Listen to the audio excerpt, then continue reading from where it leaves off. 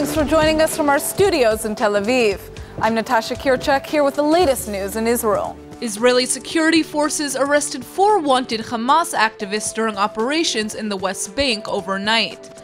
The 4 suspects were nabbed in the Hebron and Nablus areas and are now being questioned.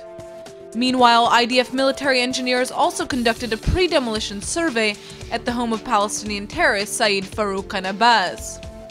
Kanabaz stabbed an IDF soldier on Sunday just outside of Jerusalem's central bus station.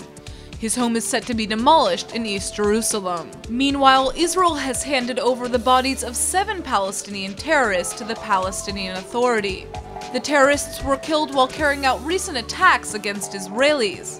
The PA says that some of the bodies have been held by Israel for over a month. Palestinians claim that Israel is still withholding the bodies of about 50 terrorists from attacks over the past 3 months, and over 1/3 of them are from the Hebron area. Israel's defense ministry permits a return of terrorist bodies on one condition: that the funerals do not become mass gatherings that instigate violence. At the same time, the war of words between Hezbollah and Israel continues.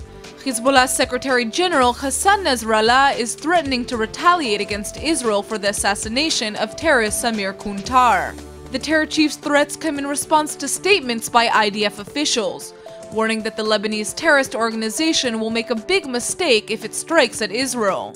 But Nasrallah is undeterred by Israeli threats.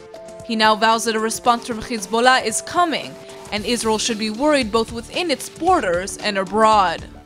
Finally, the head of Israel's Arrow Interceptor missile program has been removed from his job.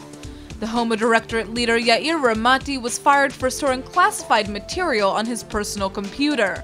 Israeli officials are currently investigating whether his breach of security protocol caused damage to national security. Ramati was appointed to his post in 2012 and is considered a world-renowned expert in the field of rocket engineering. He's been overseeing projects such as the Iron Dome and the Arrow anti-missile interceptor systems. Ramati was fired just a few days after a colonel in the artillery corps was dismissed when he left classified documents in his vehicle, which were then stolen. That's all for now. I'm Natasha Kirchak, and see you at 5 p.m. with our extended newscast from Israel.